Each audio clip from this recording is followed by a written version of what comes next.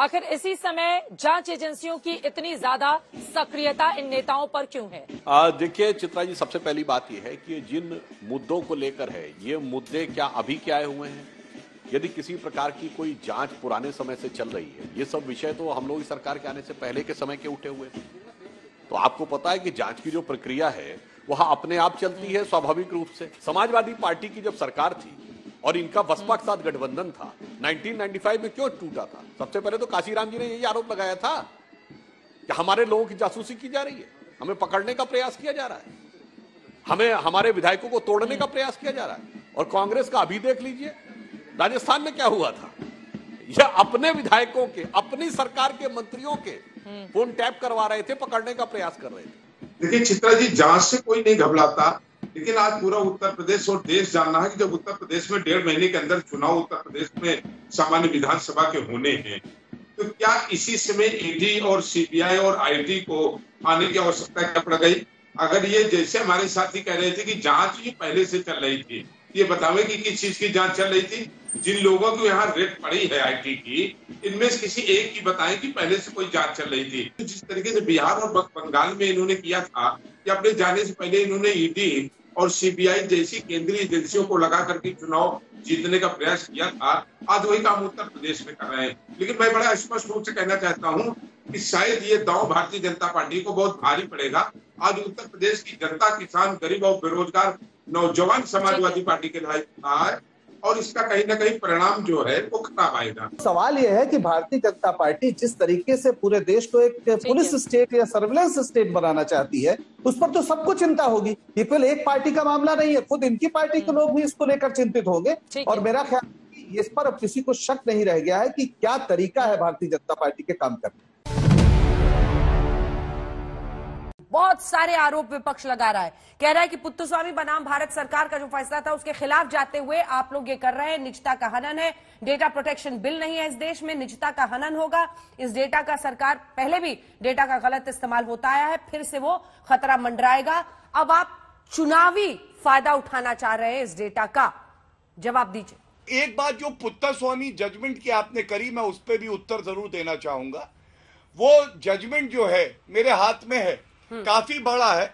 मैं उम्मीद नहीं करता हूं कि ये बड़ा जजमेंट राहुल गांधी पढ़ेंगे, लेकिन मनीष तिवारी जी को सुन रहा था। मनीष तिवारी जी तो पेशे से एक वकील हैं, उन्होंने लेजिस्लेटिव कॉम्पिटेंस की बात कर दी। हाँ। लेकिन मैं चुनौती देता हूं उनको, राहुल गांधी को, अभय दुबे को, एक पैरा बता दें इस जजमेंट का जो ये कहता है कि ये जो बदलाव आ रहे हैं चुनावी प्रक्रिया में, जो बड़े सुधार आ रहे हैं, ये नहीं हो सकता। और आधार कार्ड से आप वोटर आईडी को नहीं जोड़ सकते। मैं चुनौती देता हूं, ये नहीं बता पाएंगे। यही 2017 में समझा रहे थे देश को कि इलेक्टोरल बॉन्ड्स हम लेकर आएंगे और बिल्कुल पारदर्शी व्यवस्था हो जाएगी चुनावी चंदे की।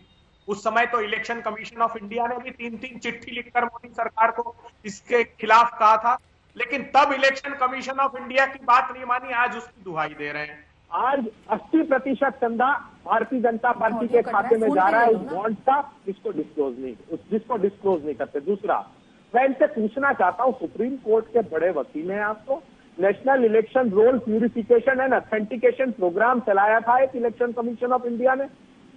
क्या आदेश दिया था सुप्रीम कोर्ट ने? 11/8/2015 का इलेक्शन कमीशन ऑफ इंडिया का सर्कुलर निकाल कर देख लीजिए, सारी स्टेट्स का नोटिफिकेशन। उन्होंने साफ इनकार कर दिया था कि चूंकि सर्वोच्च अदालत ने रोक लगाई है, इसलिए हम वोटर आईडी को आधार से नहीं जोड़ सकते। सारे राज्यों को इस बात का क्या इनकार कर दिया कि ये मैंडेटरी नहीं होना चाहिए, सुप्रीम कोर्ट ने रोक लगा दी। उसके बाद से सर्वोच्च अदालत का आज तक कोई इस पर निर्णय हो तो आप बता दीजिए। और अब 91 करोड़ मतदाताओं से जुड़ी है खबर। चुनाव सुधारों के नाम पर सरकार ने विपक्ष के साथ एक और संग्राम मोल ले लिया। लोकसभा में आज चुनाव कानून संशोधन बिल 2021 ध्वनिमत से पास करा लिया गया। यह बिल वोटर कार्ड को आधार नंबर से लिंक करने का रास्ता साफ करता है, जिसका लगभग समूचे विपक्ष ने विरोध किया। चुनाव कानून संशोधन बिल 2021 के द्वारा वोटर कार्ड को आधार से लिंक करने के अलावा और क्या क्या बड़े बदलाव हो सकते हैं, हम इसके बारे में आगे आपको बताएंगे। लेकिन वोटर आईडी कार्ड से आधार को लिंक करने को लेकर विपक्ष की आपत्ति को पहले आइए समझ लेते हैं। विपक्ष की दलील यह है कि सरकार ये बिल ला ही नहीं सकती क्योंकि आधार एक्ट मतदाता सूची को लिंक करने की इजाजत ही नहीं देता।